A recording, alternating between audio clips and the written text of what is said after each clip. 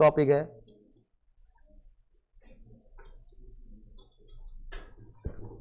चलो, तो हम लोगों ने दोस्तों, पहले तो गुड मॉर्निंग आप सभी को।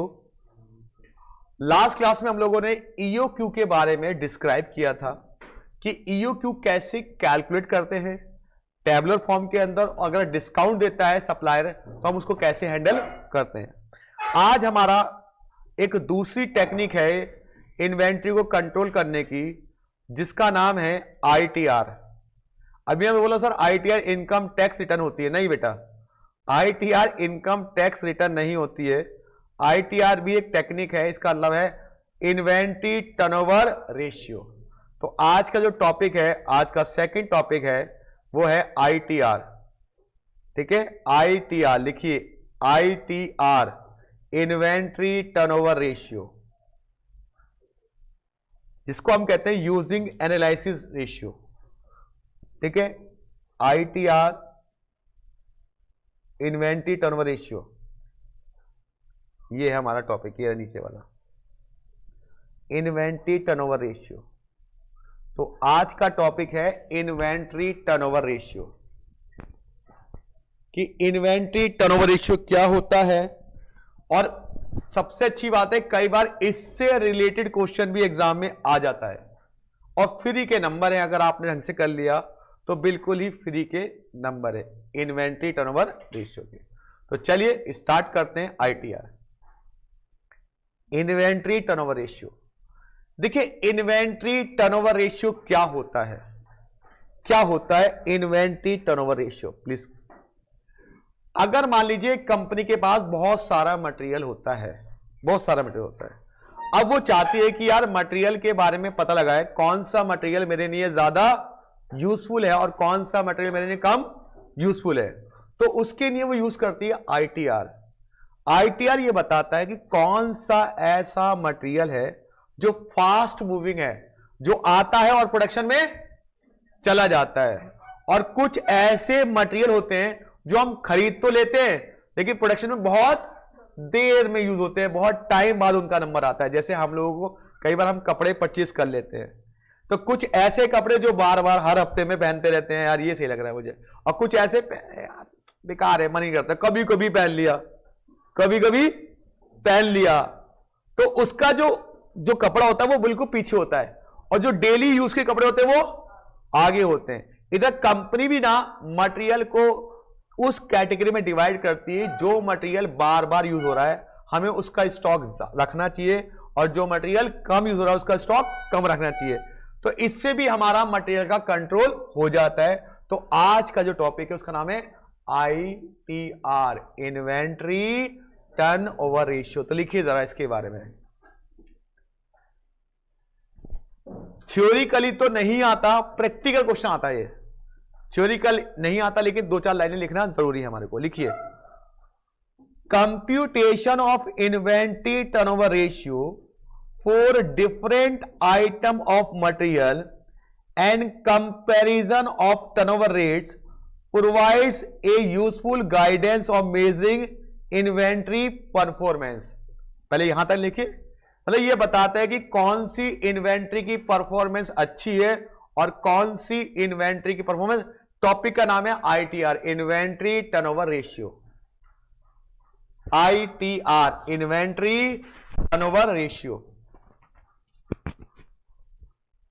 ITR, inventory turnover ratio.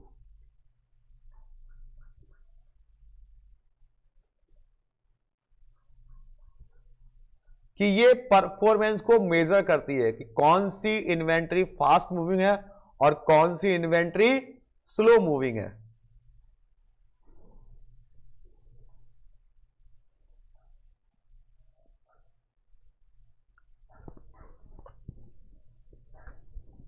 कौन सी फास्ट मूविंग और कौन सी स्लो मूविंग, आईटीआर।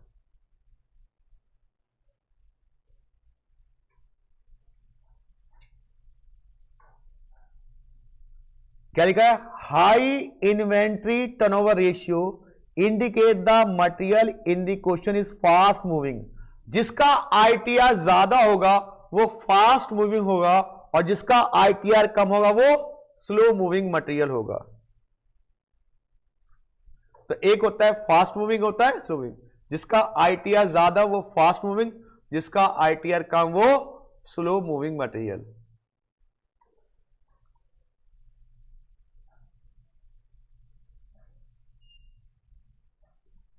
अब आईटीआर निकालते कैसे बेटा? आईटीआर निकालते कैसे हैं? How to calculate ITR. ITR का मतलब इनकम टैक्स रिटर्न मत समझ लेना कि सर हम तो उसी का मतलब नहीं। आईटीआर होता है इन्वेंट्री टर्नओवर रेशियो। ये बताता है कि कौन सी इन्वेंट्री फास्ट मूविंग है, कौन सी इन्वेंट्री स्लो मूविंग है।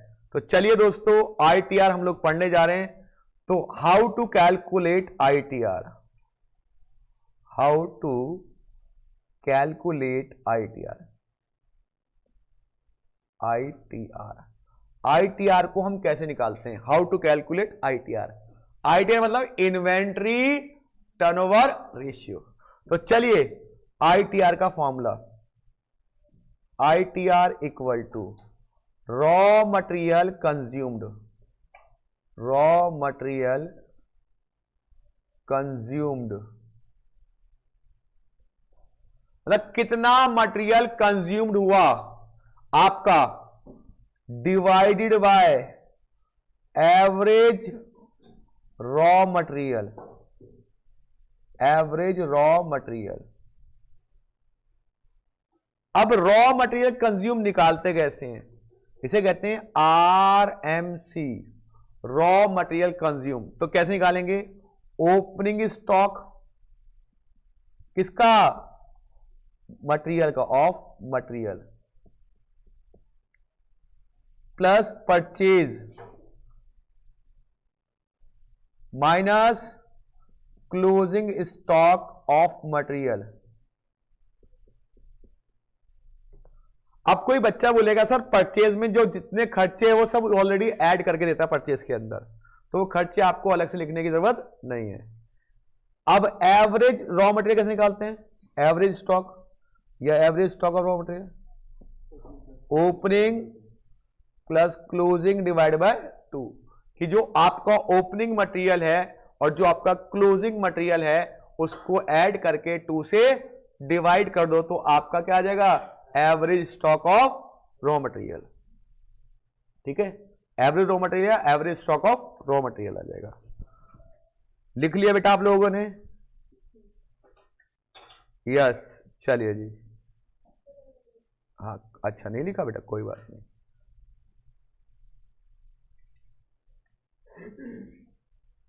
How to calculate ITR, inventory turnover ratio,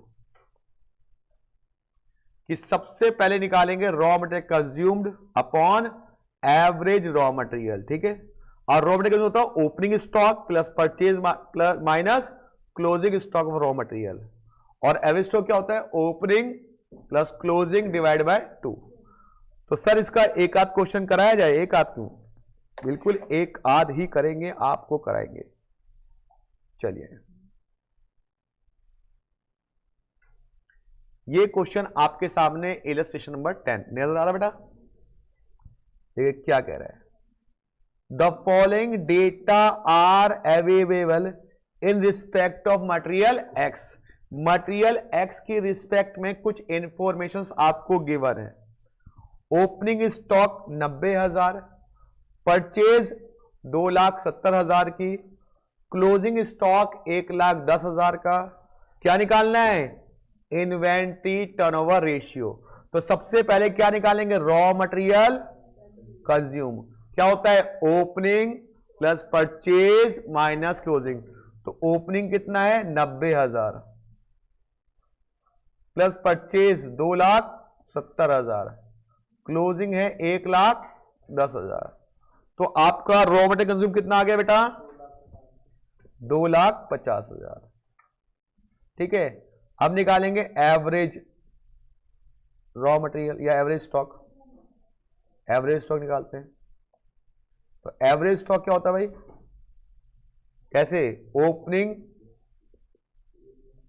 plus closing divide by 2, तो कितना आ गया?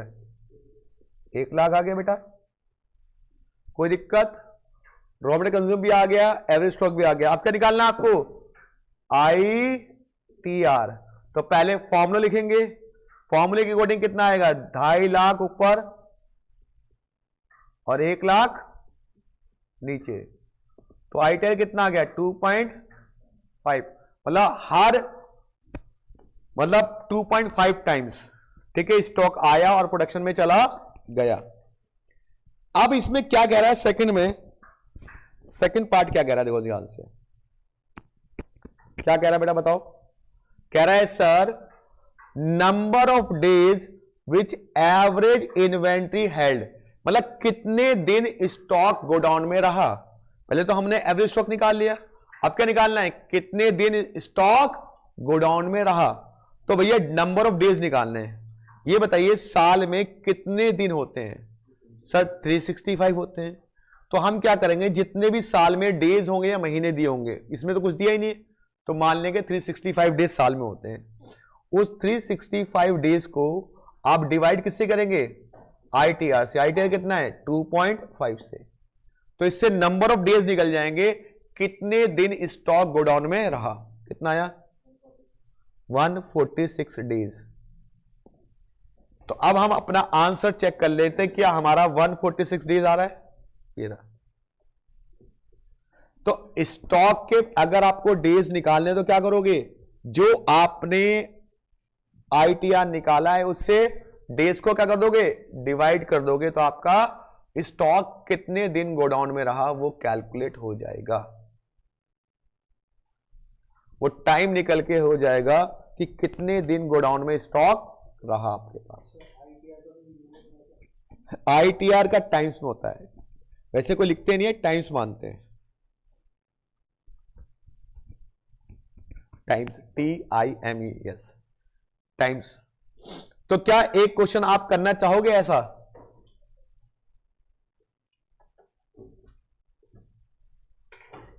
सर 1 मिनट डेफिनेशन दिखा दो। ओके, डेफिनेशन दिखा देते हैं आपको। 1 मिनट। हेलो जी, डेफिनेशन दिखा दिया आपको।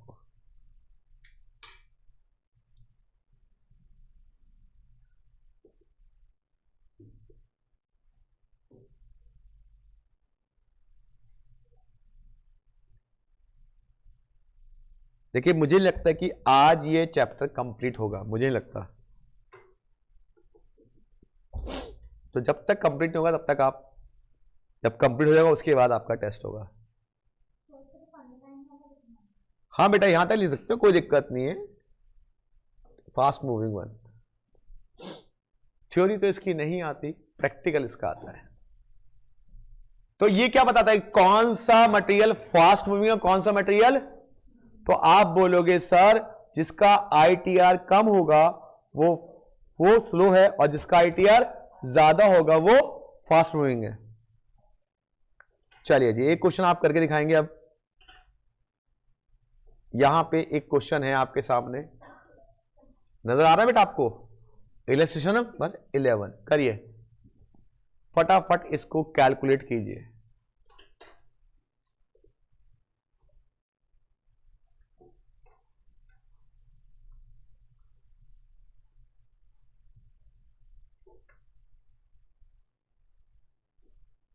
पूरा फॉर्मेट बना के करना है, मतलब ऐसे नहीं करना जैसे फाउंडेशन में करते थे, आंसर निकाल के छोड़ दिया बस। बिल्कुल एक्यूरेट तरीके से करना है और सही तरीके से करना है, ठीक है बेटा, क्योंकि प्रेजेंटेशन के मार्क्स होते हैं इसके अंदर।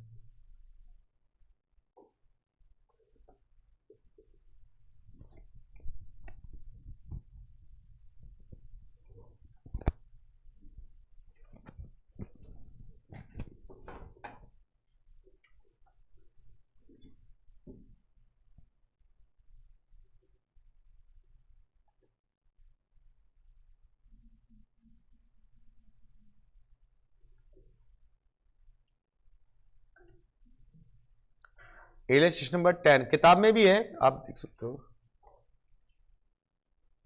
11 इलस्ट्रेशन है।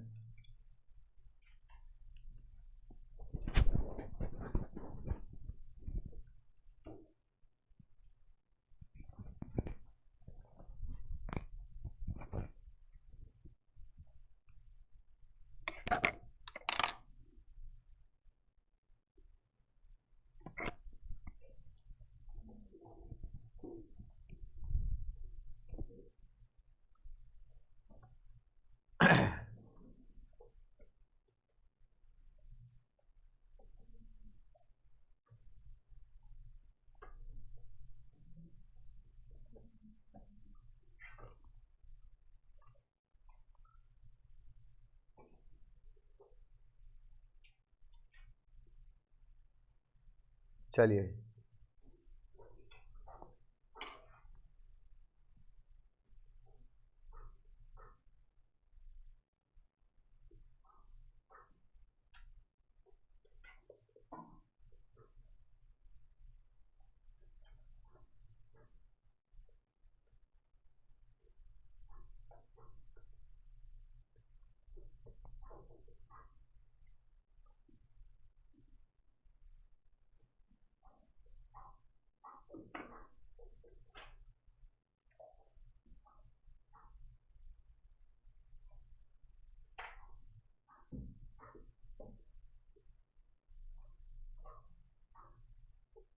हो गया बेटा। तो आपका ये हमारा इन्वेंट्री टर्नओवर रेशियो आ गया। टाइम्स भी निकाला इसका, डेज निकाले, डेज भी निकाल दो। 52 डेज और 146 डेज आ रहे हैं। पूछेगा तो, अगर पूछेगा कौन सा फास्ट मूविंग है स्लो, ऐसा क्वेश्चन में कहेगा, इसमें नहीं कहा तो अलग बात है, लेकिन डेज निकाल देना आप। क्या कह रहा है, कह रहा है कमेंट देना है। तो कैसे हो गया भाई, किसमें आईटीआर ज्यादा है, ए में, ए के अंदर 52 डेज में स्टॉक चला जाता है, बी में 146 रहता है, तो ए जल्दी तो लिखोगे A is material is moving faster than material B. Comment लिखना पड़ेगा आपको, क्योंकि ए का आईटीआर कम ज्यादा है और बी का आईटीआर कम है। बी 146 दिन तक स्टॉक में रहता है, ए 52 डेज में चला जाता है, तो ए तेज भागता है और बी स्लो भागता है।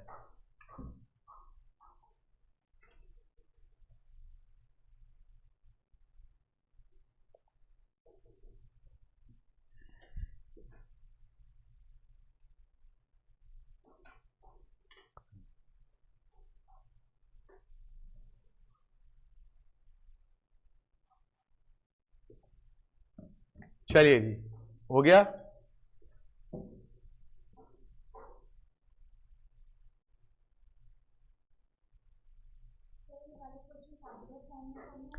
ऐसे भी कर सकते हो, टेबल फॉर्म में करते हो, मर्जी आपकी है, कोई फर्क नहीं पड़ता, ठीक है। दोनों तरीके कर सकते हो, चाहे तो आप नॉर्मल तरीके कर दो या टेबल फॉर्म बना दो।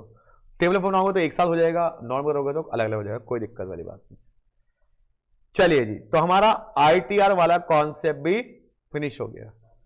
अब हम बात करते हैं, अगले कॉन्सेप्ट है जो बहुत ही अच्छा कॉन्सेप्ट है, ये भी एक चहीता कॉन्सेप्ट है आईसीआई का, सबसे बड़ा चैप्टर है पूरे कॉस्टिंग में।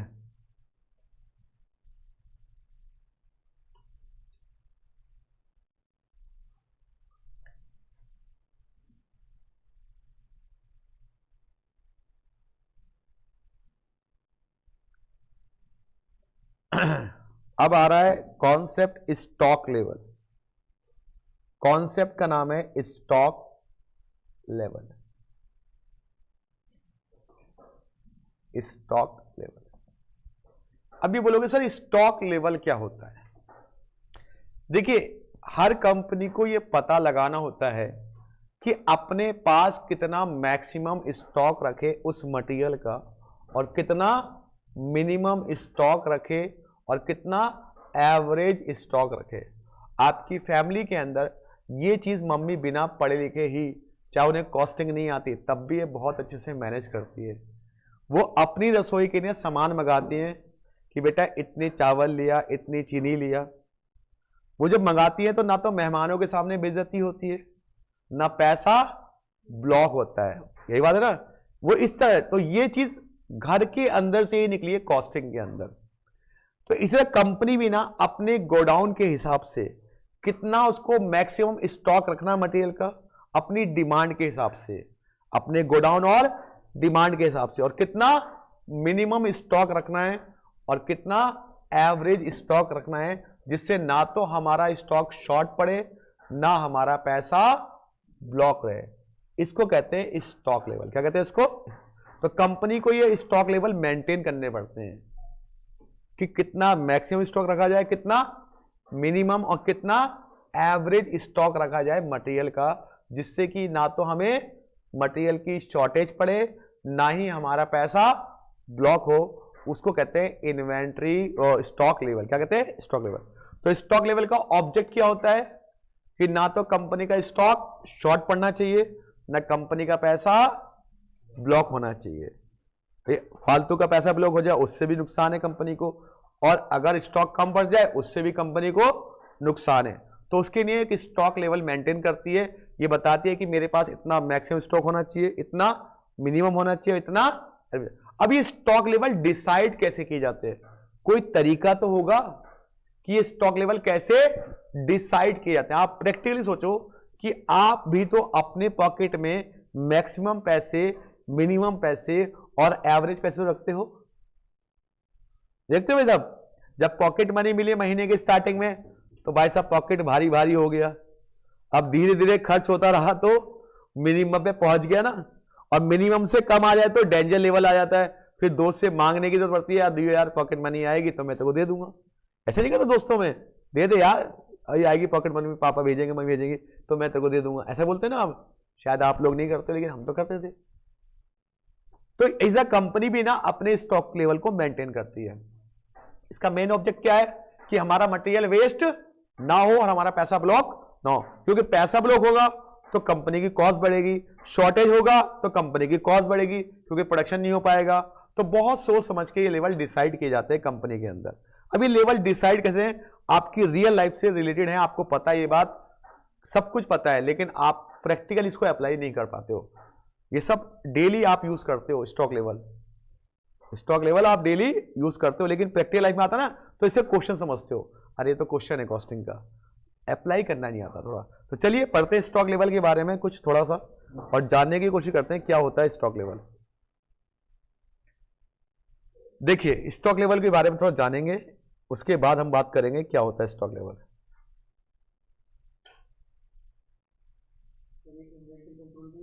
हाँ, सब सारा इन्वेंट्री कंट्रोल, इस पूरे चैप्टर में इन्वेंट्री कंट्रोल करना है हमें। ये सारी टेक्निक है उसको करने की। कभी भी थ्योरी में क्वेश्चन नहीं आएगा कि सारी टेक्निक के बारे में बताओ, ऐसा कुछ नहीं आएगा, कभी भी क्वेश्चन नहीं आएगा। तो इन्वेंट्री कंट्रोल में हम लोग क्या कर रहे हैं? स्टॉक लेवल कर रहे हैं। अब इन्वेंट्री कंट्रोल करने का ऑब्जेक्ट क्या होता है? ना तो हमारे स्टॉक कम पड़े, ना स्टॉक हमारा ज्यादा पड़े। अब स्टॉक लेवल को मैं एक डायग्राम से आपको समझाता हूं, बाद में लिखवाता हूं, पहले एक डायग्राम बताता हूं। मान लीजिए ये है कंपनी का, अरे ये क्या बन गया, कंपनी का गोडाउन।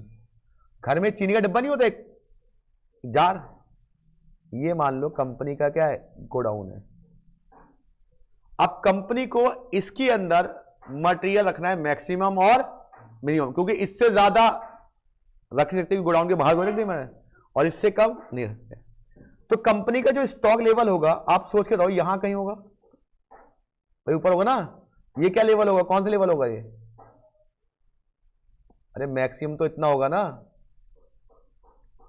मैक्सिमम लेवल होगा नहीं होगा? ये कंपनी का होता है मैक्सिमम लेवल कि भाई इतना गोडाउन भरा है, इससे ज्यादा नहीं। उसके बाद कंपनी का होता है एक, आपको पता होगा या नहीं पता होगा, री ऑर्डर लेवल। क्या होता है? अब बताता हूं, सारी चीजें बताऊंगा क्या होते हैं री ऑर्डर लेवल। उसके बाद कंपनी का होता है एक एवरेज लेवल, एवरेज। उसके बाद कंपनी का होता है मिनिमम लेवल। उसका कंपनी का होता है डेंजर लेवल। इस तरह से कंपनी के लेवल डिसाइड किया होते हैं। आप देखते हैं यमुना का लेवल डेंजर से ऊपर पहुंच रहा है, आज बाढ़ आ सकती है, ऐसे नहीं होते हैं, अनाउंसमेंट होती रहती है। तो कंपनी के पास भी अपने स्टॉक लेवल होते हैं कि कंपनी को कितना मैक्सिमम माल रखना है, कितना मिनिमम रखना है, कितना एवरेज रखना है, और कितना कहां पे ऑर्डर करना है। तो इस क्वेश्चन को सबसे पहले जो समझेंगे ना, सबसे पहला जो कॉन्सेप्ट समझाएंगे वो कहेंगे किसका? री ऑर्डर लेवल का। किसका रहेंगे बेटा? तो सबसे पहले हम पढ़ाने जा रहे हैं आपको क्या? री ऑर्डर लेवल। चलो जरा इस डायग्राम को बना लो, फिर बताता हूं री ऑर्डर लेवल क्या होता है। और आप हमेशा लाइफ में यूज करते हो, ये हमेशा लाइफ में यूज करते हो, आप भी यूज करते हो, आपके घर वाले भी यूज करते हैं।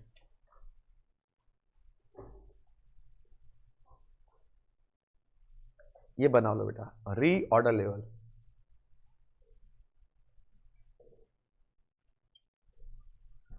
ये रीऑर्डर लेवल आप बना लीजिए।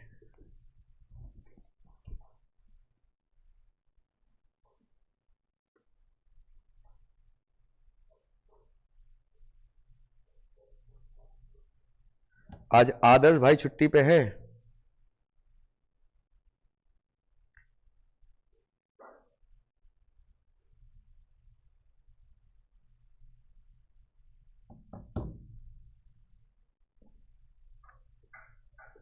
रीऑर्डर लेवल,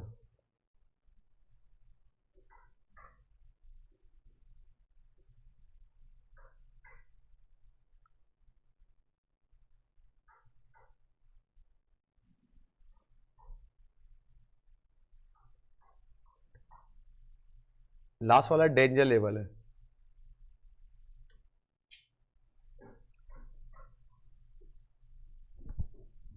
लास्ट वाला डेंजर लेवल है, ठीक है।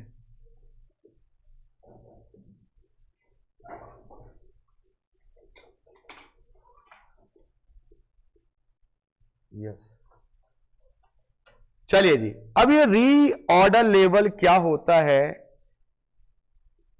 आप सबको पता है, रोज या हर दूसरे दिन ये काम करते हो आप।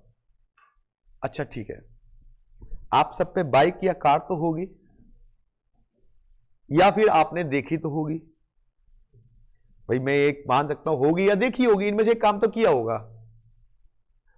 और जो चलाते हैं उनको ज्यादा आइडिया होगा। आपको मैं एक बात बताता हूं, रियल लाइफ, आप ना अपने स्कूटर या स्कूटी या बाइक या कार में एक रेड कलर का बटन देखते हो हमेशा। वो रेड कलर का बटन होता है, मीटर पे लगा होता है, वो फ्यूल का होता है ना फ्यूल बटन। वो अगर मान लो फ्यूल की सूल वहां पे आती है तो क्या इंडिकेट करता है? क्या इंडिकेट करता है कि भाई साहब अब आपकी रिजर्व में गाड़ी लग गई है, अब आप पेट्रोल भरवा लीजिए वरना कभी भी धक्का मारना पड़ सकता है। ऐसा इंडिकेट करता है नहीं करता? अगर मान लो वो रेड सुई नहीं होती उस गाड़ी के अंदर तो आपको बुरा लगता छकता? सच बताने मानने से, अगर वो रेड सुई नहीं होती तो आपको पता ही नहीं चलता कि पेट्रोल खत्म होने वाला या नहीं होने वाला। और इमरजेंसी टाइम में वो अगर पेट्रोल खत्म हो जाता तो आप गाड़ी वाले को कितनी गाली बकते कि साले कम से कम इंडिकेटर तो कर देता है भाई पेट्रोल खत्म होने वाला है। नहीं होता है भाई ऐसा। सर ये कंपनियों ने इंडिकेटर बना के ये पता लगा दिया कि भाई साहब तेरा पेट्रोल खत्म होने वाला है, अब तू पेट्रोल भरवा ले वरना कभी भी रास्ते में धक्का मारना पड़ सकता है या नहीं दोस्तों? इसी तरह कंपनी के पास भी एक लेवल डिसाइड होता है कि जब आपका मटेरियल इस लेवल पे आ जाए अब आप सप्लायर को नए मटेरियल के लिए ऑर्डर कर दो, क्योंकि आपका मटेरियल कभी भी खत्म हो सकता है। जब तक ये मटेरियल खत्म हो नया मटेरियल आ जाना चाहिए। तो रीऑर्डर लेवल क्या होता है? रीऑर्डर लेवल कंपनी का वो लेवल होता है जहां पे ये डिसाइड किया जाता है कि जब मटेरियल इतना बचेगा तब नया मटेरियल मंगाने के लिए ऑर्डर कर देना चाहिए, क्योंकि जब तक नया मटेरियल नहीं आएगा यही मटेरियल तो यूज होगा। कभी ऐसा ना हो कि हम ऑर्डर ना करें और मटेरियल शॉर्ट पड़ जाए तो कंपनी को बहुत बड़ा लॉस होता है। तो रीऑर्डर लेवल क्या हो गया? कंपनी का वो लेवल पॉइंट जहां पे दोबारा से मटेरियल मंगाने के लिए ऑर्डर किया जाता है। बात समझ में आ गया? अब कंपनी ये लेवल डिसाइड करती है कि भाई साहब जब मटेरियल यहां पे पहुंचेगा तो परचेज डिपार्टमेंट को, स्टोर डिपार्टमेंट परचेज डिपार्टमेंट को इंफॉर्म करेगा कि भाई साहब मटेरियल स्टोर में इतना बचा हुआ है, कभी भी खत्म हो सकता है। तो परचेज डिपार्टमेंट क्या करेगा? सप्लायर से मटेरियल मंगा लेगा। जब तक नया मटेरियल नहीं आता तब तक उस मटेरियल को आप यूज करते रहते हो। ऐसी तो होता है? नहीं होता। जब तक आप पेट्रोल नहीं भरवाते तो क्या करते हो? उसी पेट्रोल यूज करते हो जो रिजर्व में सुई लगी हुई है। लेकिन कभी आपने सोचा है कि रिजर्व इतना ही क्यों लगाया गया? ये 2 लीटर का 2.5 लीटर का रिजर्व क्यों बनाया, कैसे बनाया, कभी सोचा इसके बारे में? सर देखो इतना नहीं सोचा मैंने, ना मैं सोचता, बस पेट्रोल आता है रिजर्व पे, मैं फटाफट पेट्रोल भरवा लेता हूं, पापा ने पैसे दिए मैंने भरवा दिए। ऐसे तो होता है? नहीं होता भाई साहब। लेकिन कंपनी को तो सोचना पड़ता है कि भाई ये जो रीऑर्डर लेवल है कितना रखूं अपने पास, क्योंकि जब तक नया मटेरियल नहीं आएगा तब तक इसी मटेरियल का तो मैं यूज करूंगा। ऐसा ना हो कि मैं रीऑर्डर लेवल कम रख लूं, पता चला मटेरियल आया नहीं तो नया मटेरियल और मेरा मटेरियल खत्म हो गया। जब खत्म हो गया कंपनी को बहुत बड़ा लॉस हो जाएगा, क्योंकि प्रोडक्शन उसका रुक जाएगा। प्रोडक्शन रुक जाएगा तो उसकी लेबर कॉस्ट बढ़ जाएगी, क्योंकि लेबर तो खाली बैठ के खा के ताश खेलेगी और आपको सैलरी देनी पड़ेगी। अब ये रीऑर्डर लेवल डिसाइड कैसे किया जाता है, इसका फॉर्मूला बना कैसे, कैसे हम रीऑर्डर लेवल डिसाइड करते हैं, ये जो रिजर्व का बटन आपकी गाड़ी में होता है कैसे डिसाइड किया जाता है, ये मैं आपको आज प्रैक्टिकली समझाने की कोशिश करता हूं।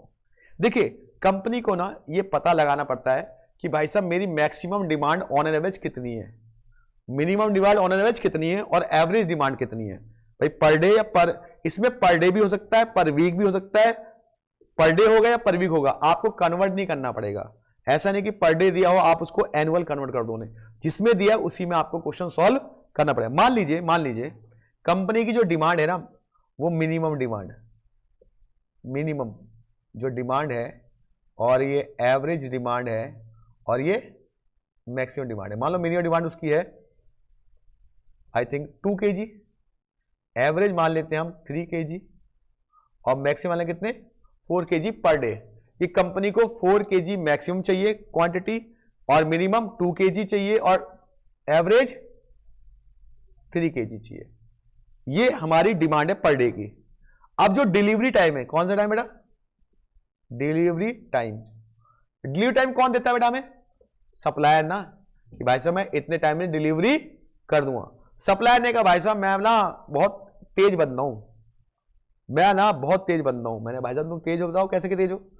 उसने कहा भाई साहब मैं ना 3 दिन में मिनिमम डिलीवरी कर दूंगा।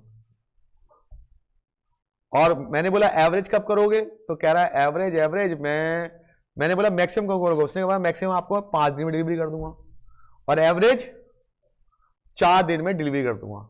अब मुझे आप सोच समझ के जवाब देना, बिल्कुल सोच समझ के, बिल्कुल प्रैक्टिकल सोच समझ के जवाब देना। आप अपने पास रीऑर्डर लेवल कितना रखोगे, कितनी क्वांटिटी का रखोगे, कितने दिन का रखोगे, कि जब तक नया मटेरियल ना आए तब तक मटेरियल यूज होता रहे। बताओ, सोच समझ के जवाब दो। पहले बताओ कितनी क्वांटिटी रखोगे अपने पास पर डे के हिसाब से, 2 kg, 3 kg या 4 kg। सोच समझ के जवाब देना, बिल्कुल प्रैक्टिकली। आप कंपनी के मालिक हो, आप सोचो कि आप अपने पास पर डे के हिसाब से कितना क्वांटिटी रखोगे जब तक नया मटेरियल ना आए तब तक के लिए। बताओ, सोच के जवाब देना। मिनिमम क्वांटिटी रखोगे या एवरेज या मैक्सिमम? मैक्सिमम। आप मिनिमम। मान लो सप्लायर ने उस दिन 2 kg से ज्यादा डिमांड होगी कंपनी की, तो क्या करोगे, तब तो आपको नुकसान हो जाएगा। अच्छा आप देखिए, जब कोचिंग आते हो ना आप मिनिमम टाइम लेके चलते हो, अरे कोचिंग पहुंच जाऊंगा, लेकिन जब एग्जाम होता है तो मैक्सिमम लेके चलते हो ना, क्योंकि एक बार एग्जाम छूटा तो कोई बैकअप नहीं है वहां पे, वहां वीडियो रिकॉर्डिंग नहीं है कि एग्जाम दे देंगे, नहीं। तो कंपनी कहती है भाई साहब मैं रिस्क क्यों लूंगी, मैं ना, हो सकता है डिमांड किसी दिन मेरी 3 kg की हो जाए, तो मैं क्या लूंगा, ऑन एवरेज कितनी मैक्सिमम डिमांड है, कितनी मैक्सिमम डिमांड है पर डे के। तो मान लो पर डे की डिमांड कितनी होगी, 4 kg की। अब सप्लायर कहता है कि मैं मिनिमम 3 दिन में डिलीवरी दे दूंगा, एवरेज 4 दिन में, मैक्सिमम 5 दिन। बताओ सप्लायर की डिलीवरी आप कितने दिन मान के चलोगे, कितने में दे देगा वो, मिनिमम डेज में, मैक्सिमम डेज में? मैक्सिमम। मिनिमम लेके चला, मान लो मिनिमम डेज वाली पॉलिसी फेल हो जाए तो ऐसा हो सकता है ना कि वो सप्लाई ना कर पाए मिनिमम डेज में, तो हम क्या मांगते हैं, मैक्सिमम डेज। इसका मतलब कितना केजी हो गया, इसका मतलब मुझे 20 kg अपने पास मटेरियल रखना होगा। जैसे ही 20 kg बचेगा मैं दोबारा से ऑर्डर कर दूंगा नए मटेरियल के लिए। तो अब इस फार्मूले का फॉर्मूला बना आपके सामने, कुछ फार्मूला बना। ये 4 kg क्या था उसका, मैक्सिमम डिमांड, और ये 5 दिन क्या था उसका। तो अगर मुझे रीऑर्डर लेवल निकालना हो तो फॉर्मूला क्या बना, मैक्सिमम कंजम्पशन या maximum demand into maximum delivery period. क्या हो गया, मैक्सिमम डिलीवरी। तो उससे पता लग गया कि इतना केजी मटेरियल मेरे को अपने पास रखना चाहिए रीऑर्डर लेवल पे। जहां जैसी 20 केजी बचेगा मैं सप्लायर को ऑर्डर कर दूंगा नया मटेरियल आने के लिए। मेरी बात समझ में आई। तो फॉर्मूला क्या बना इसका, maximum consumption into maximum delivery period. तो रीऑर्डर लेवल क्या होता है बेटा, एक ऐसा लेवल जहां पे सप्लायर को मटेरियल मंगाने के लिए दोबारा से ऑर्डर दिया जाता है, that's called the reorder level. और ये कैसे निकलता है, maximum consumption into maximum delivery period. क्या आपको ये फॉर्मूला समझ में आया। देखो लॉजिकली बताया मैंने, आपको रटवाया नहीं। चाहता तो मैं लिख देता, लिखो भाई लिख लो फॉर्मूला, आंसर हो गया।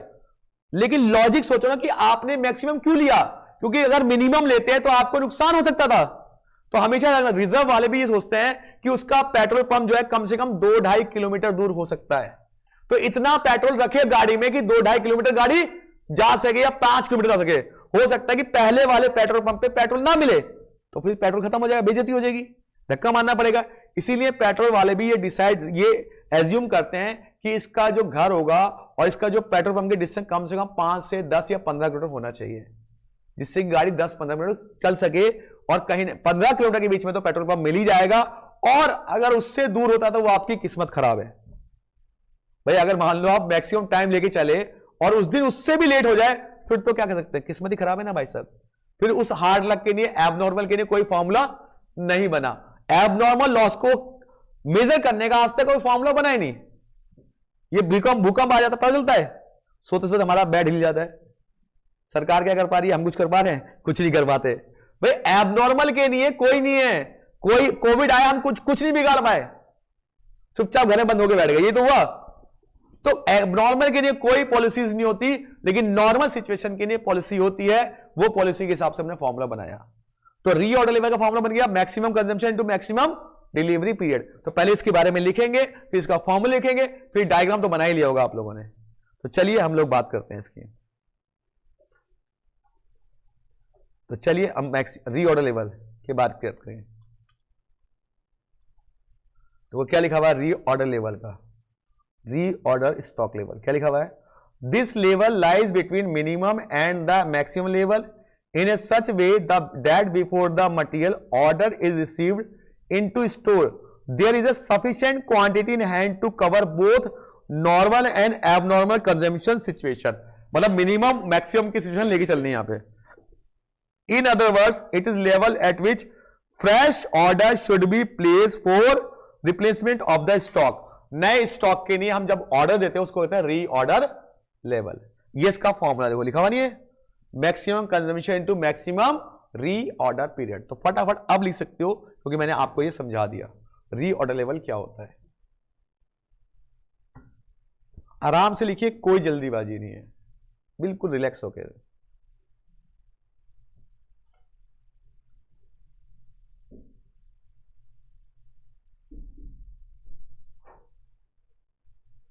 देखिए मैं बस इतना चाहता हूं आपसे कि रेगुलर रहिए आप, बाकी काम मेरा आपको पास कराने का।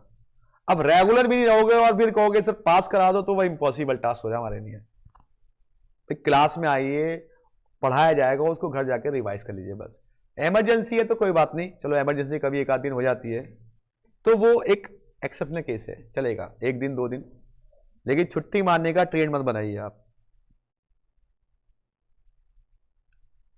सर मैक्सिमम रखा को फिर डिमांड नहीं हुई तो पैसा ब्लॉक हो जाएगा। देखो भाई साहब, आपने मैक्सिमम रखा, डिमांड नहीं हुई तो पैसा ब्लॉक कहां होगा, उसका यूज आगे कर लेंगे आप, आपका मटेरियल खराब कोई ना हो जाएगा। अगर आप जल्दी सेंटर पे पहुंच जाते तो क्या हुआ, देर हो गए तो बहुत कुछ हो जाएगा, लेकिन जल्दी पहुंच गए कुछ नहीं होगा, थोड़ा वेट ही तो करना पड़ेगा आपको।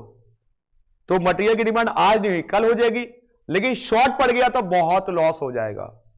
जो पैसा ब्लॉक होगा वो कम ब्लॉक होगा, लेकिन जो लॉस होगा बहुत तगड़ा होगा। इसलिए हमेशा मैक्सिमम लेके चलते हैं, मिनिमम लेके मत चलना।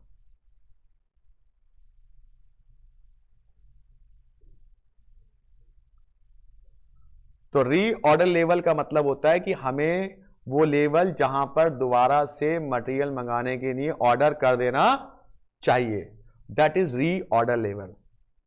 कि जब तक नया मटेरियल आए हम इस मटेरियल का यूज कर सके और हम अपने कस्टमर की डिमांड को पूरा कर सके।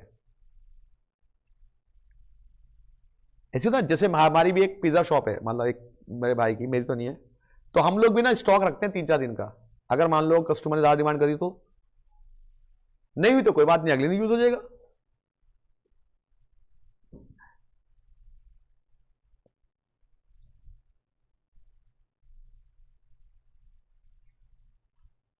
उसकी पूरी कॉस्ट शीट मैं बनाता हूं, कॉस्टिंग कैसे करते हैं सब मैं बताता हूं, ऐसे करो, ऐसा ऐसा चीज आएगा। यार ये भी होता है, मैंने कहा ये भी होता है।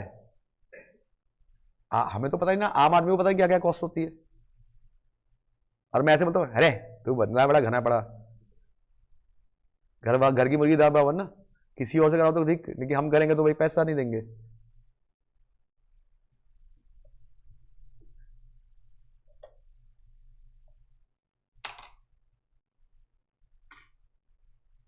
चलिए, तो हो गया बेटा, इसकी बात समझ में आ गया। रीऑर्डर लेवल क्या होता है? आई थिंक आप समझ में आ गया रीऑर्डर लेवल क्या होता है, कि वो लेवल जहां पे दोबारा से मटेरियल मंगाने के लिए ऑर्डर किया जाता है, that is called the reorder level. जब तक नया मटेरियल ना आए हम इस मटेरियल का यूज कर सके और हमारा प्रोडक्शन चलता रहे, रुके नहीं। चलिए जी, मतलब गाड़ी चलती रहे, धक्का ना मानना पड़े।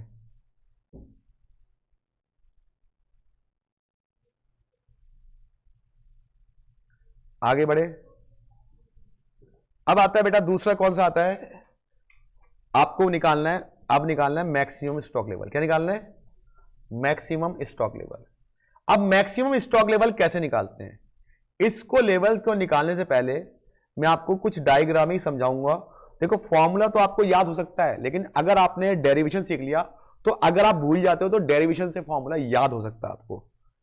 चलिए, आपका मैक्सिमम लेवल यही होता है ना बेटा, मुझे यहां पहुंचना है, मुझे यहां पहुंचना है। मैंने ऑर्डर कहां पे दिया? यहां पे ऑर्डर दिया।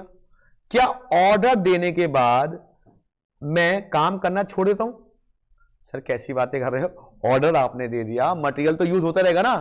तो आपका मटेरियल यूज हो रहा है, आपने ऑर्डर यहां पे दिया था, मटेरियल यूज हो रहा है आपका, ये यूज हो रहा है, यूज हो रहा है, यूज हो रहा है। पता नहीं कितना मटेरियल खर्च हुआ, मुझे नहीं पता।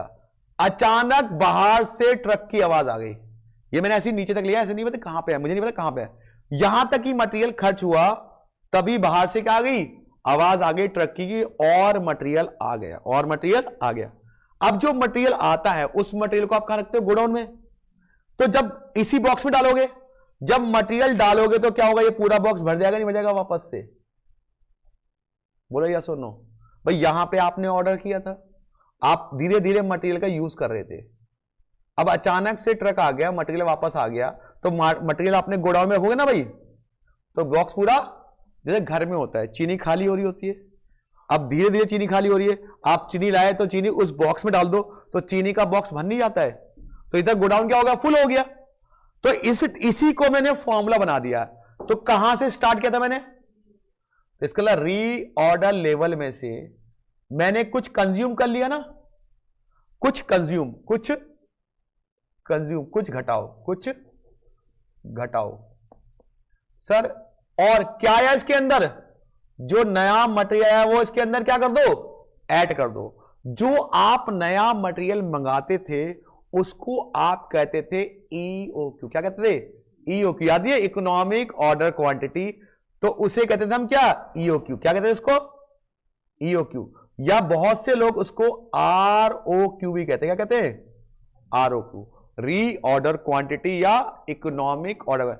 सप्लायर वाले केस में अगर मान लो हमने सप्लायर की बात मान ली तो वो ROQ होगा, अगर हमने उसकी बात नहीं मानी क्या होगा? EOQ होगा। याद रखना, बस ये फर्क होता है। अगर हमने सप्लायर की बात मानी मतलब EOQ के हिसाब से ना, कोई और क्वांटिटी मंगाई तो वो ROQ होगी, और EOQ के हिसाब से मंगाई तो वो क्या होगी? EOQ। तो इसमें क्या आया बेटा? तो तब क्या बन गया? ये मैक्सिमम बन गया नहीं या क्या बना?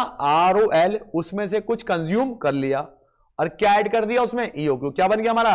Maximum level. अब आपके मन में एक ही क्वेश्चन आ रहा है कि सर ROL निकालना आपने हमें बता दिया, EOQ निकालना हमें बता दिया, कि कुछ घटाओ। सर क्या घटाएं वो तो बताओ, तो हमारा फॉर्मूला बनके तैयार हो जाएगा। कुछ घटाएं, क्या घटाएं मुकुंद भाई? अच्छा मैं आपसे कहता हूं एक क्वेश्चन कि आपको मैक्सिमम नंबर लाने हैं, मैक्सिमम नंबर लाने हैं, मतलब मैक्सिमम रिजल्ट लाना है, तो उसके लिए मैक्सिमम खेलोगे या मिनिमम खेलोगे? मैक्सिमम पहुंचने क्या करना पड़ेगा? मिनिमम खेलना पड़ेगा, तभी तो मैक्सिमम पढ़ाई कर पाओगे। चलो मैं कहता हूं कि आपको मैक्सिमम पैसा बचाना है, मिनिमम कंजम्पशन करनी पड़ेगी। अब यहां पे मैक्सिमम लेवल पे पहुंचना है तो क्या मानना पड़ेगा कि मिनिमम कंज्यूम हुआ, क्योंकि जब तक मिनिमम कंज्यूम नहीं करोगे तब तक मैक्सिमम में पहुंच नहीं पाओगे। हम क्या कहते हैं? मिनिमम टाइम वेस्ट कीजिए, मिनिमम गप्पे मारिए, मैक्सिमम नंबर आ जाएंगे। मैक्सिमम क्या कीजिए? स्टडी कीजिए। तो मैक्सिमम पहुंचने के लिए कभी भी लिखा, मैक्सिमम पहुंचने के लिए अगर कुछ चीज कम करनी पड़े तो क्या करनी पड़ती है? मिनिमम से मिनिमम क्या करनी पड़ती है? मिनिमम से मिनिमम कंजम्पशन करनी पड़ती है। अब आप मुझसे लड़ाई करोगे, सर मिनिमम क्यों? पहला लॉजिक कि मैक्सिमम पाने के लिए मिनिमम करना पड़ता है। अगर मान लो हम मैक्सिमम कंज्यूम कर देंगे तो कभी मैक्सिमम पहुंच ही नहीं पाएंगे। अगर हम मैक्सिमम टाइम वेस्ट करेंगे, खेलेंगे, या इस क्वेश्चन में हम मैक्सिमम कंज्यूम कर देते हैं मिनिमम की जगह, तो हम कभी भी मैक्सिमम लेवल को पहुंच ही नहीं पाएंगे, कभी भी लेवल को पहुंच नहीं पाएंगे। तो याद रखना दोस्तों ये बात हमेशा कि अगर आपको मैक्सिमम लेवल अचीव करना है तो कंजम्पशन क्या करनी पड़ेगी? मिनिमम से मिनिमम करनी पड़ेगी। क्या करनी पड़ेगी? मिनिमम से मिनिमम करनी पड़ेगी। तो यहां पे जो फॉर्मूला बनेगा वो क्या बनेगा? Reorder level minus minimum consumption into minimum delivery period plus EOQ. अगर मान लो मैक्सिमम करूंगा तो कभी बेटा मैक्सिमम पहुंच ही नहीं पाऊंगा, मैं कभी नहीं पहुंच पाऊंगा मैक्सिमम। कहते ना मैक्सिमम खेलूंगा सर मैं इंटेलिजेंट हूं, कहते ही नहीं पढ़ पाओगे, मैक्सिमम रैंक नहीं ला पाओगे, पास होना भी मुश्किल हो जाएगा आपके लिए। सर मैं तो भैया इंटेलिजेंट हूं, रोज खेलूंगा 6-6 घंटे। अगर आप 6 घंटे खेलोगे तो मैक्सिमम नंबर नहीं ला पाओगे। तो मैक्सिमम स्टडी के लिए क्या करना पड़ेगा? मिनिमम टाइम वेस्ट करना पड़ेगा, मिनिमम खेलना पड़ेगा। तो बस ये बात याद रख लो, जब भी आपको मैक्सिमम लेवल लाना हो तो क्या करोगे? मिनिमम ही कंज्यूम करोगे और मिनिमम ही डिलीवरी मान के चलोगे, कि मान के चलोगे मिनिमम ही कंज्यूम हुआ है। अगर आप मैक्सिमम कंज्यूम हो गया तो मैक्सिमम से ये पूरा जीरो हो जाएगा। देखो ना, अगर मैं मैक्सिमम इंटू मैक्सिमम कर दूं ये कट नहीं जाएगा, ये तो जीरो बन जाएगा, और जीरो के लिए मैक्सिमम कहां पहुंच जाएंगे? हम ईओक्यू पर, तो कभी मैक्सिमम लेवल पे नहीं पहुंच पाएंगे। तो याद रख लो, याद कर लो, याद कर लो, मैक्सिमम लेवल के लिए क्या करना पड़ता है? मिनिमम ही कंज्यूम करना पड़ता है। अब जरा इसके बारे में लिख लेते हैं फिर बात करेंगे।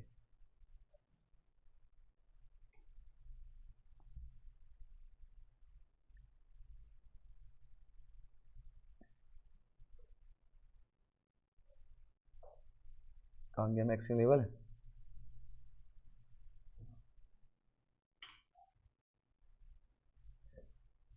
ये मैक्सिमम लेवल क्या लिखा हुआ मैक्सिमम में?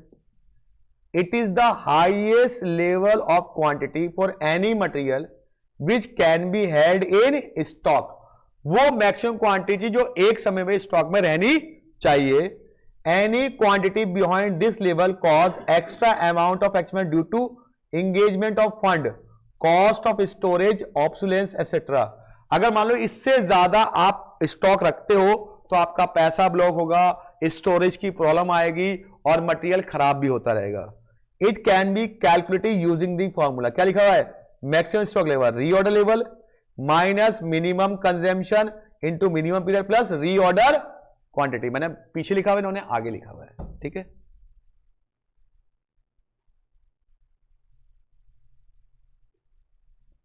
फटाफट लिख लो।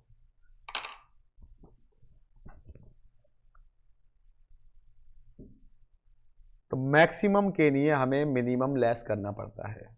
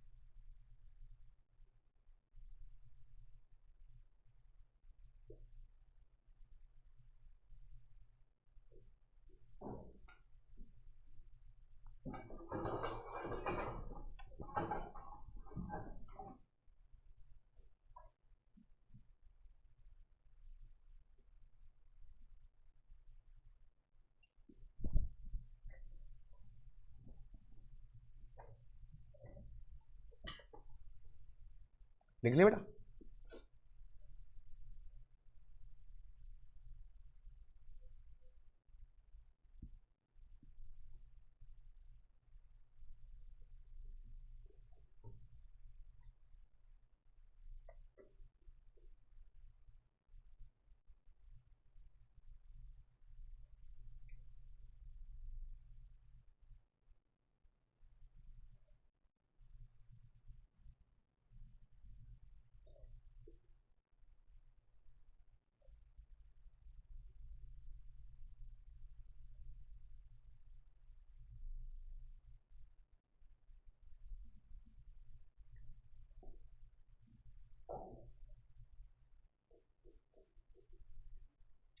हाँ जी, तो हमारा कौन सा हो गया, मैक्सिमम लेवल हो गया और रीऑर्डर लेवल हो गया। अब बेटा आता है, इसको इरेज कर दूं। अच्छा, अब थर्ड फार्मूला बनता है मिनिमम स्टॉक लेवल। किसका बनता है, मिनिमम स्टॉक लेवल।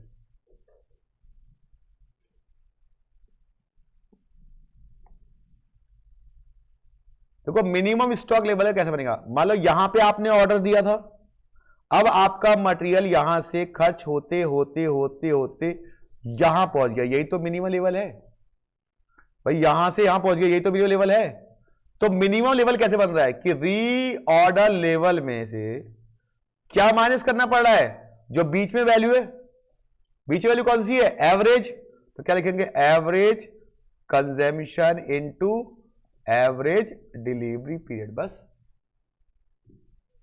भाई इन दोनों के बीच का डिफरेंस कितना है, एवरेज ही तो है, तो हमने एवरेज इंटू एवरेज घटा दिया। तो ये डायग्राम बनाने से आपको फॉर्मूले याद करने में हेल्प मिल जाएगी। तो ये आ गया हमारा कौन सा लेवल बेटा, मिनिमम लेवल। तो चलिए जरा इसका क्या लिखा हुआ मिनिमम लेवल के बारे में भी।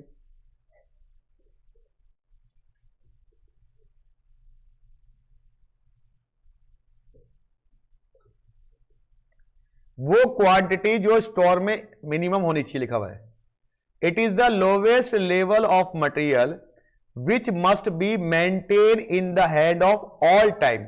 मिनिमम इतनी क्वांटिटी तो होनी ही चाहिए, so that there is no stoppage of production, जिससे हमारा प्रोडक्शन ना रुके, due to non ability of inventory.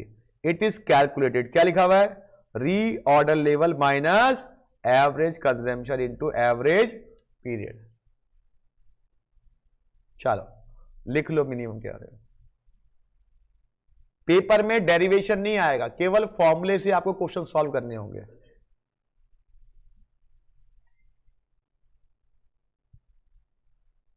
Objective question भी आ सकता है, इनका फॉर्मूला पूछ सकता है आपसे वो 1 नंबर में।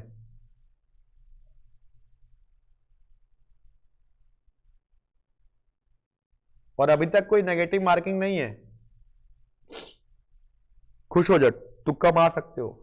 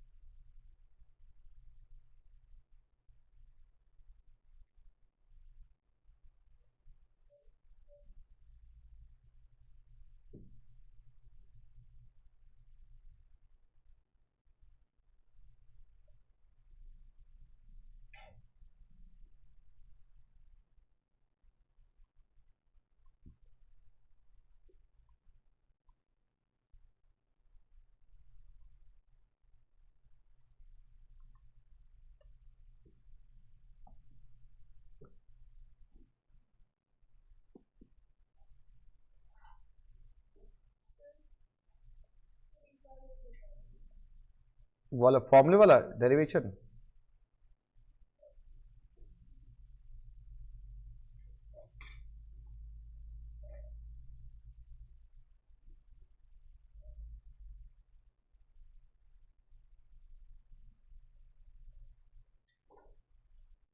ये देखिए हम लोग कहां पे थे, रीऑर्डर लेवल पे बेटा।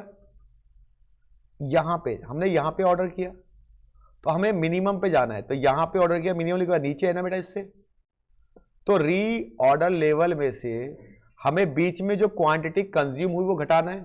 बीच में वर्ड क्या लिखा हुआ है, तो हम मानेंगे कि एवरेज कंज्यूम हुआ और एवरेज डिलीवरी पीरियड आ गया। ठीक है,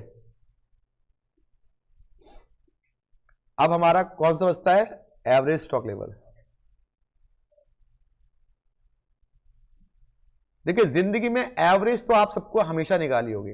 एवरेज कैसे निकालते हैं, मैक्सिमम प्लस मिनिमम, सिंपल सा लॉजिक है। मैक्सिमम स्टॉक लेवल आपने निकाल लिया है, मिनिमम आपने निकाल लिया, तो एवरेज नहीं निकाल सकते। तो देखिए एवरेज स्टॉक लेवल के बारे में लिख लीजिए, वो maximum plus minimum divide by 2, average stock level, इसे कहते हैं एवरेज इन्वेंट्री। ये रहा, this is the quantity of material that is normal held in stock over a period, it is also as a normal stock. Average क्या कहते हैं बेटा, normal भी कहते हैं। एवरेज का फॉर्मूला होता है मिनिमम स्टॉक लेवल, सॉरी ये लिखो पहले आप, ये होता है, ये बताऊंगा कब लगेगा।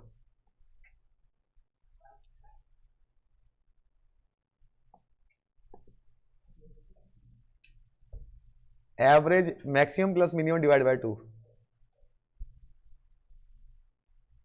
ये अभी नहीं लिखना है, बताता हूं कब लिखना है।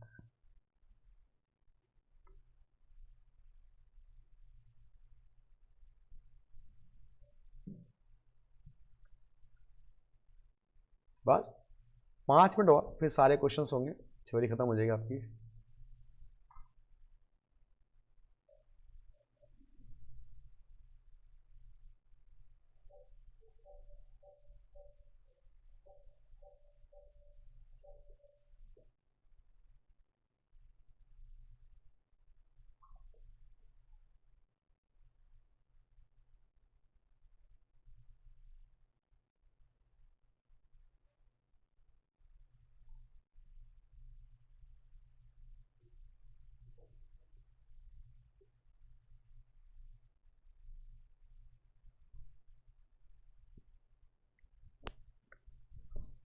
अब एवरेज निकालने का एक फॉर्मूला और होता है, वो तब होता है जब हम मैक्सिमम लेवल नहीं निकाल पा रहे। अगर ये क्वेश्चन में मैक्सिमम लेवल नहीं दिया हुआ हमारे पास, तब फॉर्मूला होता है एवरेज स्टॉक लेवल का, ये वाला क्या होता है, minimum stock level plus 1/2 of 1/2 मतलब EOQ का आधा या ROQ, बात एक ही है।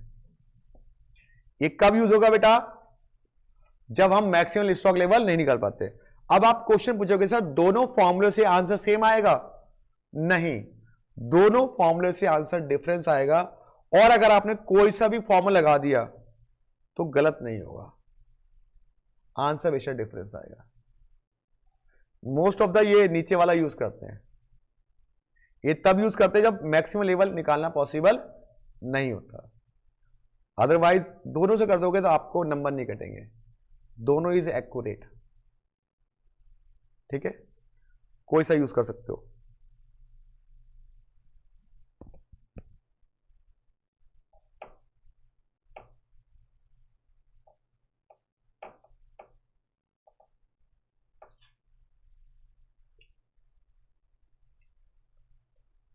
अब आता है सबसे आखिर में डेंजर लेवल।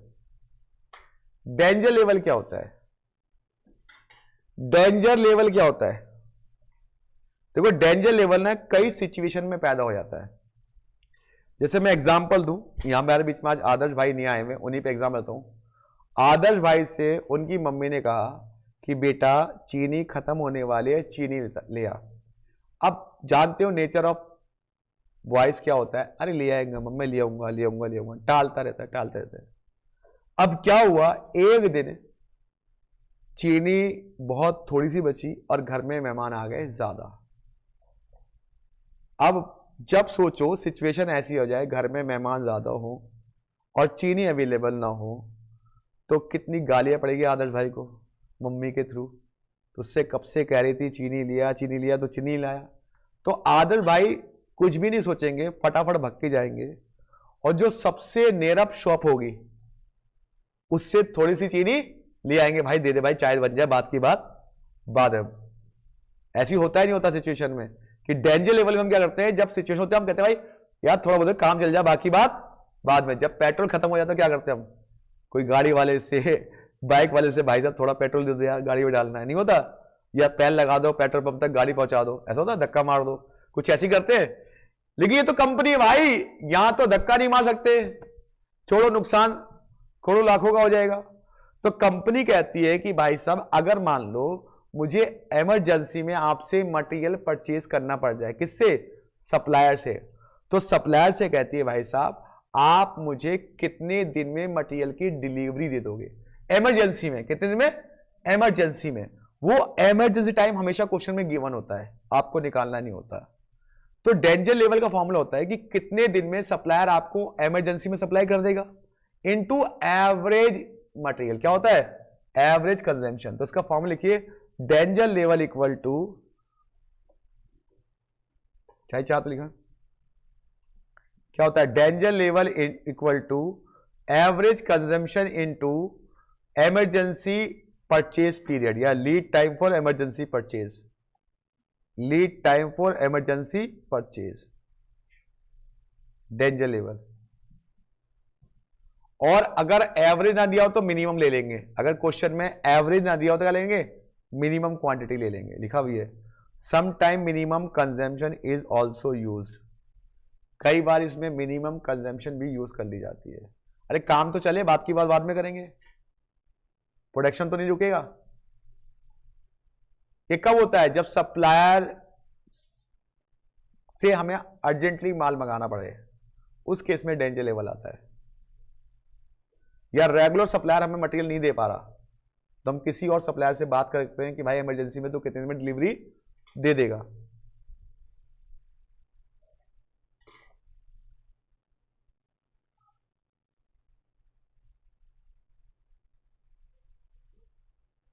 अब एक चीज हो, देखो आपने देखो घर वालों कई बार ना, आपको खैर अंदाजा होगा कि कई बार क्या होता है, पापा पे पैसे नहीं होते, पॉकेट पैसे नहीं, महीना एंड हो गया, अगर सैलरी बेस पर होते हैं कि भाई पैसा नहीं है, तो अचानक मम्मी ना निकालती है अपने अंटे में से, देखो चलो मेरे पास से पैसा है नहीं।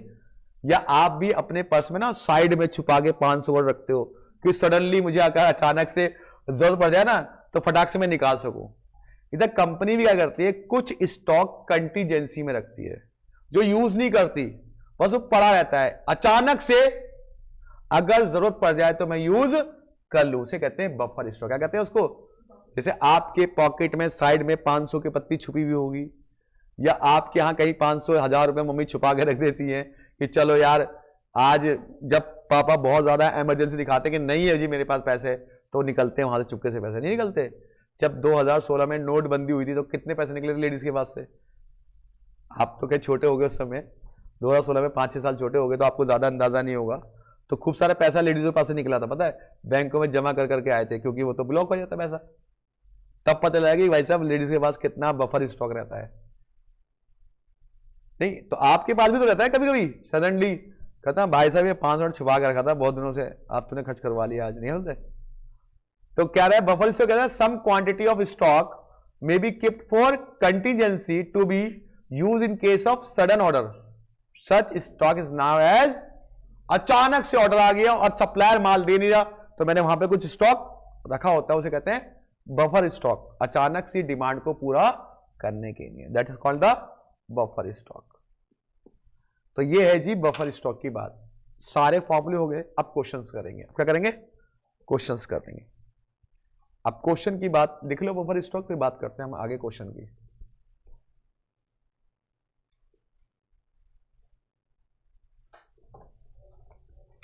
इसके बाद में लीफो व्यू बचा है बस।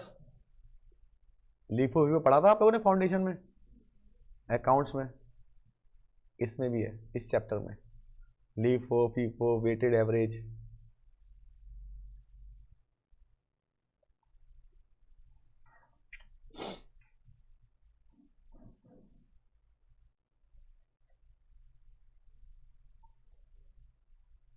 हाँ जी, ये हमारे फॉर्मूले। अब क्वेश्चन कैसे आएंगे? क्वेश्चन तो बहुत ही हलवा आते हैं इसके, एकदम लाडू।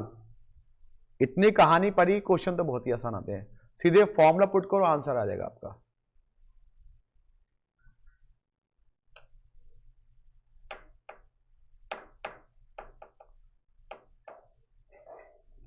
चलो जी, पहला क्वेश्चन आ गया, इलस्ट्रेशन नंबर 5। बफर स्टॉक का कोई क्वेश्चन ही नहीं आता प्रैक्टिकल, वो तो ऑलरेडी गोडाउन में पड़ा है, तो फिर क्या उसको वेदर करेंगे? वो तो ऑलरेडी गोडाउन में पड़ा होता है बेटा, तो उसका कोई फॉर्मूला नहीं है। चलिए क्वेश्चन नंबर इलस्ट्रेशन नंबर 5 करते हैं हम लोग आईसीआई मॉड्यूल का। Two component A and B, हमारे पास दो कंपोनेंट है, कौन से? ए और बी। नॉर्मल यूज मतलब एवरेज कितना है? 50 पर वीक, मैक्सिमम इतना और मिनिमम इतने क्वांटिटी यूज होती है। रीऑर्डर क्वांटिटी मतलब ईओक्यू कितना है? 300 और 500। ये टाइम दिया हुआ है, ए का 4 से 6 दिन में पहुंचता है, बी 2 से 4 दिन में पहुंचता है। निकालना क्या क्या है जी? कैलकुलेट ईच कंपोनेंट, क्या निकालना है? रीऑर्डर। तो सबसे पहले निकालेंगे मैं रीऑर्डर लेवल। आप निकालिए रीऑर्डर लेवल। पहले ए का निकाल लो है, ए का रीऑर्डर लेवल का फॉर्मूला क्या था बेटा? Maximum consumption into maximum delivery period, यही था ना? Maximum consumption into maximum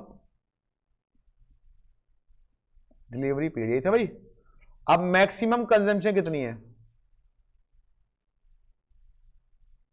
75 unit.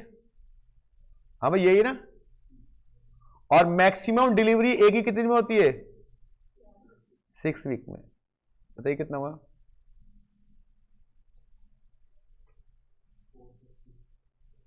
तो रीऑर्डर लेवल ए का आ गया 450। बी का निकालो, बी का कितना होगा? मैक्सिमम कंजम्पशन तो 75 ही है, इसका डिलीवरी टाइम कितना है? 4, कितना आ गया? 300। तो रीऑर्डर लेवल आ गया 450 और 300, ए और बी का दोनों का निकल गया।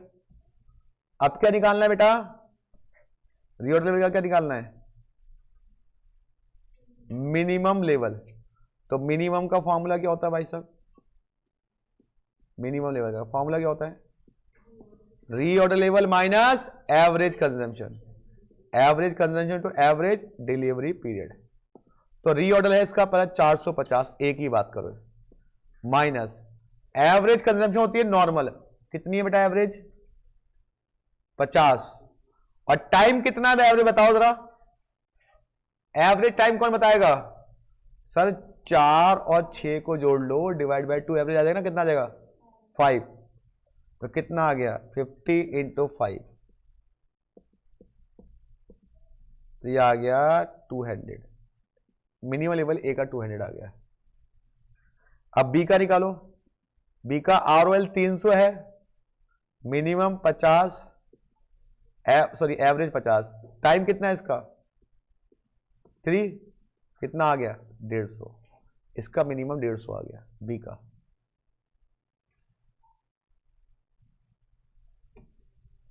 मिनिमम लेवल ए का, मिनिमम लेवल बी का, ये बी का मिनिमम है, ये ए का मिनिमम है।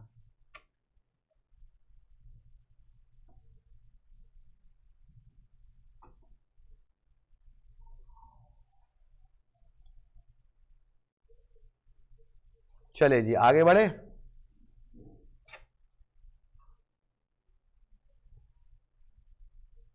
फिर क्या निकालना है? अरे बोलो क्या निकालना है उसके बाद? मैक्सिमम लेवल निकालना है ना भाई साहब, तो मैक्सिमम निकालो। मैक्सिमम का फॉर्मूला क्या था? रीऑर्डर लेवल माइनस कुछ घटाओ प्लस ईओक्यू। तो मैक्सिमम का formula, maximum level reorder level minus minimum consumption into minimum delivery period plus EOQ. तो आरओएल था 450 माइनस मिनिमम कंजम्पशन कितनी है 25, मिनिमम टाइम कितना है ए का 4, और ईओक्यू कितना दिया हुआ है इसका 300, कितना आ गया है 100 माइनस कर दो 650, ये आ गया मैक्सिमम लेवल ए का। चलो बी का निकालो, बी का कितना था reorder 300 minus minimum 25 minimum 2 plus EOQ कितना है 500, तो 50 माइनस 750 बी का। एवरेज क्या होता है maximum plus minimum divide by 2। चलो एवरेज भी निकालो आप।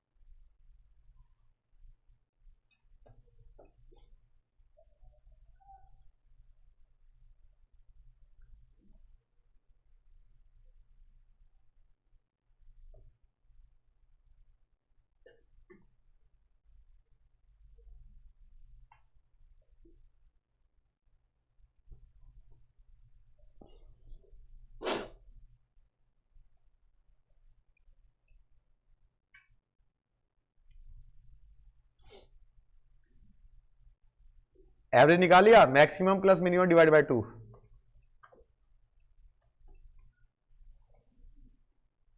तो आप चेक कर सकते हो सारे answers.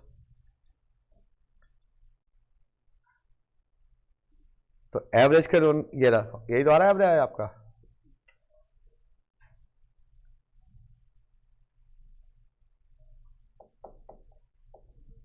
Maximum plus minimum divide by 2।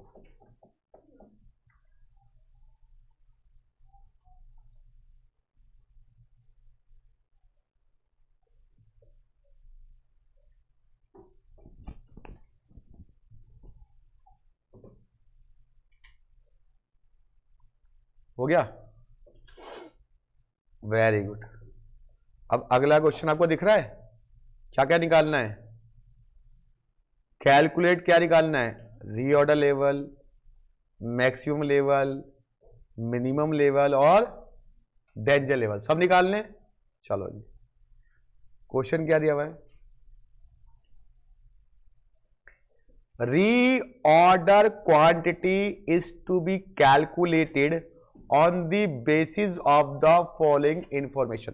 मतलब रीऑर्डर क्वांटिटी मतलब ईओक्यू, ईओक्यू निकालना है कैसे, cost of placing a purchase order, मतलब ऑर्डरिंग कॉस्ट कितनी है, ओ बराबर कितना है 20, number of unit to be purchase during a year, ए कितना हो गया 5000,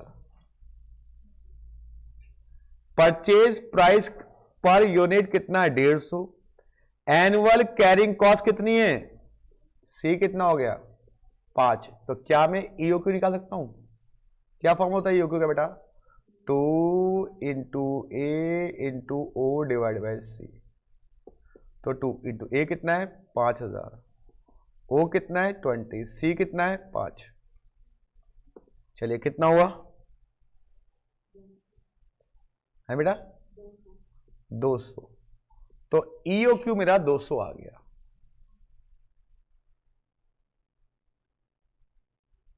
ठीक है जी,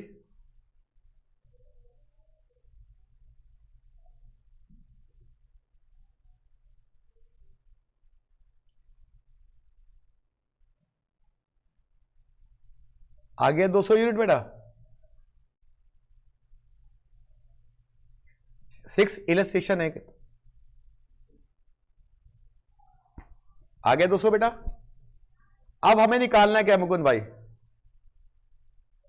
क्या निकालना है सर, हमें निकालना है सबसे पहले क्या क्वेश्चन में पूछा गया है? Reorder level. क्या पूछा है? तो सबसे पहले निकालना है ROL। फॉर्मूला क्या था इसका? Maximum consumption into maximum delivery period. यही था भाई। अब चेक करो मैक्सिमम कंजम्पशन कितनी रखी क्वेश्चन में। सर मैक्सिमम कंजम्पशन दे रखी है 20 यूनिट्स, ठीक है, और मैक्सिमम टाइम कितना है 15। तो आंसर हो गया ROL का कितना हो गया 20 इंटू 15, 300 यूनिट्स, ठीक है। ठीक, अब हमें निकालना क्या बेटा अगला वाला? Maximum level. क्या निकालना है? तो मैक्सिमम के लिए फॉर्मूला क्या था बेटा?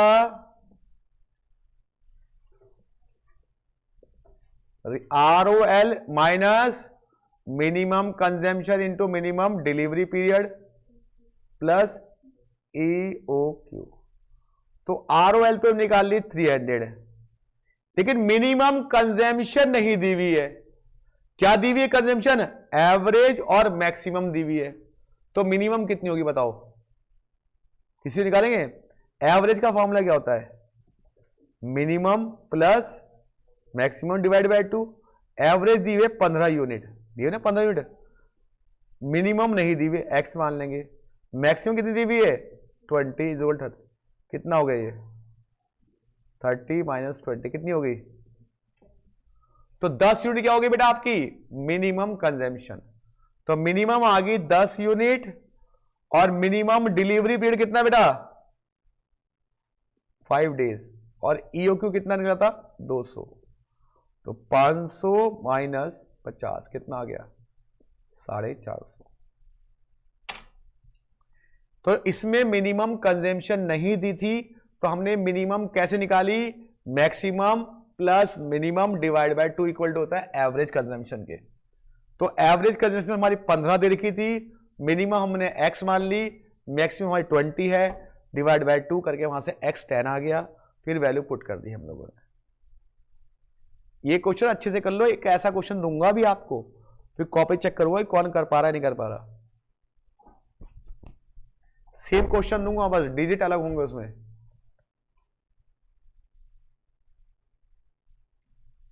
अब बेटा थर्ड कौन सा निकालना है पढ़ के बताओ।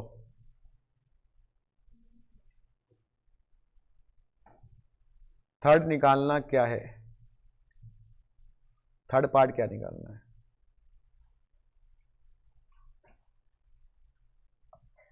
थर्ड पार्ट है हमारा ये मिनिमम लेवल। क्या निकालना है बेटा? तो मिनिमम फॉर्मूला क्या होता है? ROL minus average consumption into average delivery period, ये होता है मिनिमम का। तो ROL तो आया था हमारा कितना 300 आया था ना 300। एवरेज कंजम्पशन कितनी है देखो क्वेश्चन में, सर एवरेज कंजम्पशन 15 है और एवरेज टाइम कितना है 10, तो 15 इंटू 10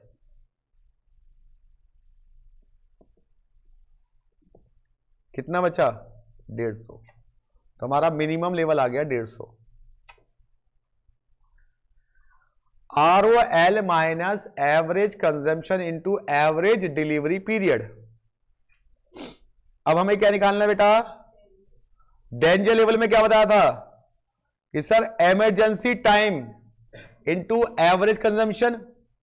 तो इमरजेंसी टाइम कितना है बेटा?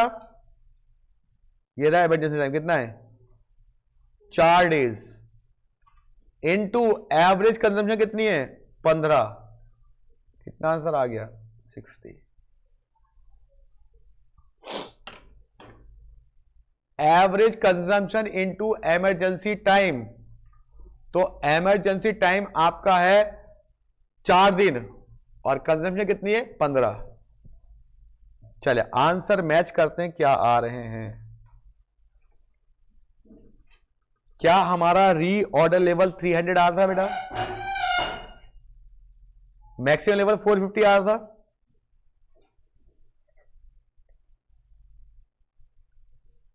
मिनिमम लेवल 150 आ रहा था।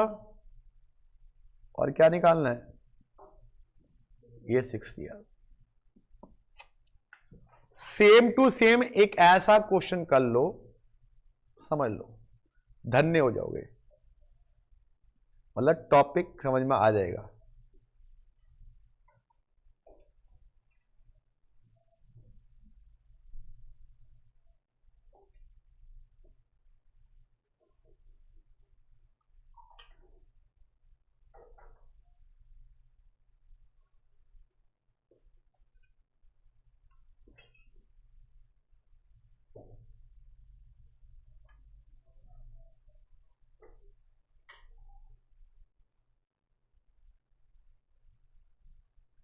ये क्वेश्चन आपके सामने है, सेक्सी है, प्रैक्टिकल प्रॉब्लम है आईसीआई का, सारी चीजें वही निकालनी है।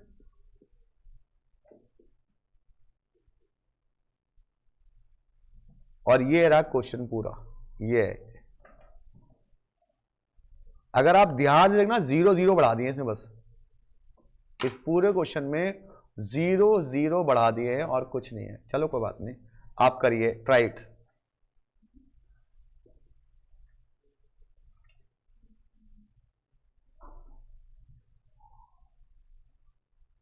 हड्डी काट दूंगा मिनाज भाई, आखिरी क्वेश्चन है, कर ले, फिर ब्रेक दूंगा।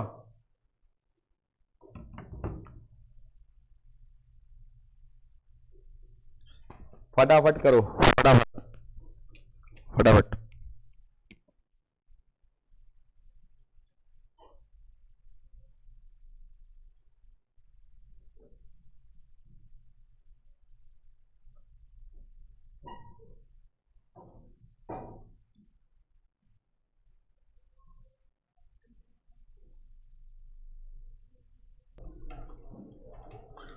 तो ऑनलाइन वाले बच्चे उन्होंने आंसर कर लिया होगा, पहले निकाला होगा EOQ क्या होता है, 2 into A into O divide by C. तो 2 इंटू ए कितना है हमारे पास 5 लाख, ओ कितना है हमारे पास 4000, सी कैरिंग कॉस्ट कितनी लगी हमारे 10। चलो कितना है यू की बेटा सॉल्व करके 20,000, सभी का ही यू की बेटा ये आ गया, सबका यही आया है। अच्छा कर लिया सबने आंसर, मैं क्यों करा रहा हूं फिर, जिसका नहीं हुआ कर लो, फिर मैं आंसर टैली करवाता हूं आपको। आंसर टैली कराओ, चलो आंसर टैली करवाते हैं।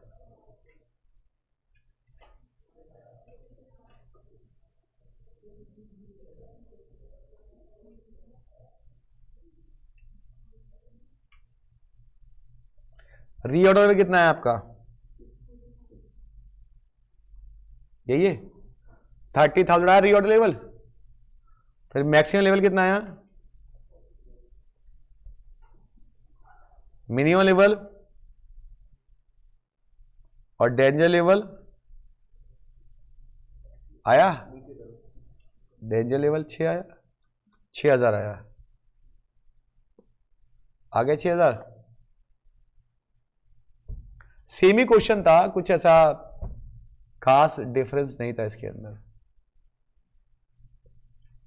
हाँ जी, ऑनलाइन वाले बाल को बताओ, danger 6000, very good very good बेटा वेरी गुड। बताइए जो कुछ भी अभी हमने पढ़ा सुबह से अभी तक का, उसमें कोई दिक्कत तो बताइए बेटा। हमने सुबह से अभी तक पढ़ा कि सर सबसे पहले कि ITR क्या होता है, इन्वेंट्री टर्नओवर रेशियो क्या होता है, तो आपने बताया इन्वेंट्री टर्नओवर रेशियो का मतलब होता है कि आपका कितने टाइम्स स्टॉक, मतलब कौन सा स्टॉक फास्ट मूविंग कौन सा स्टॉक स्लो मूविंग है, ठीक है बेटा। फिर हम लोगों ने ITR निकालने का फॉर्मूला पढ़ा, रॉ मटेरियल कंज्यूम अपॉन में average stock of raw material. फिर हमने पढ़ा स्टॉक लेवल्स क्या होते हैं, तो डिफरेंट टाइप के स्टॉक लेवल पढ़े हम लोगों ने, maximum, minimum, average, danger level, ठीक है, ये हम लोगों ने करा। क्या इनमें कोई ऐसी बात जो आपको नहीं आई हो दोबारा पूछ सकते हैं आराम से, रिलैक्स होकर के, कोई दिक्कत वाली बात नहीं है। बिल्कुल रिलैक्स होके पूछिए, रिलैक्स सही है। लगभग ये अब कम से कम 70-80% चैप्टर खत्म हो चुका है। अभी टेस्ट मंडे को था, देखिए मंडे को नहीं होगा क्योंकि अभी टेस्ट चैप्टर पूरा हुआ ही नहीं है, तो मैं सोचा हूँ कंप्लीट ही करा दूँ। ऑब्जेक्टिव भी देने हैं ना मुझे कुछ, तो कुछ ऑब्जेक्टिव भी कराने हैं आप लोगों को, तभी तो आप कर पाओगे एग्जाम में अच्छे से। ठीक है, जब ये टेस्ट होगा इस चैप्टर का 50 नंबर का होगा, एक ही चैप्टर का। सारे कॉन्सेप्ट दूंगा उसमें, ईओक्यू भी दूंगा, स्टॉक लेवल भी दूंगा, जिससे सब कवर अप हो जाए ना पूरा चैप्टर आपका हर कॉन्सेप्ट से, तो 50 नंबर का टेस्ट होगा और 50 का एफएम का होगा। ठीक है, तो मंडे को अभी दोनों, जब तक चैप्टर पूरा नहीं होगा तब तक टेस्ट नहीं लूंगा मैं। ठीक है, क्योंकि कोई बच्चों का बैकअप भी रह गया है, उनको अभी बैकअप मिला नहीं है, तो बैकअप कैसे पढ़ाई करेंगे। मिल गया एक्सेस तो आप पढ़ लेना, संडे मिलेगा तो आराम से 2 क्लासेस है जो आपकी छुट्टी हुई थी, वो आप बैकअप लेके पढ़ सकते हो, तभी आपकी टेस्ट की तैयारी होगी। ठीक है, चलिए ब्रेक लेते हैं थोड़ा सा, क्योंकि आप थक गए करते करते, बहुत जल्दी थक जाते हो आजकल। उसके 15 इलेक्शन 5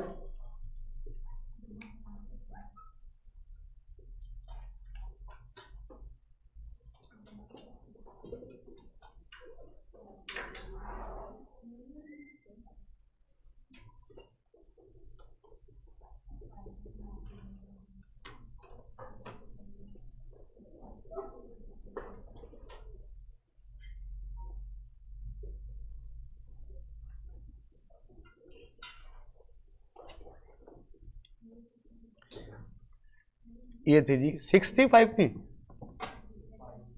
5 तो ये थी।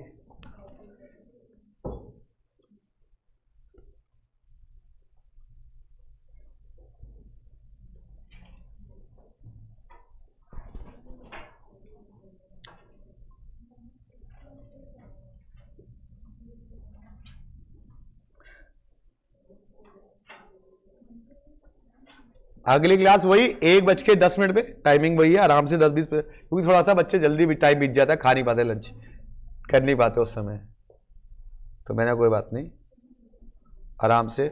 और हाँ जी, हो गया बेटा। चलिए मिलते हैं ब्रेक के बाद, तब तक के लिए बाय बाय, शब्द है, शुभ रात्रि। फिर नया कॉन्सेप्ट कराने का टाइम नहीं है, अभी नया कॉन्सेप्ट कराऊंगा फिर मजा नहीं आएगा उतना।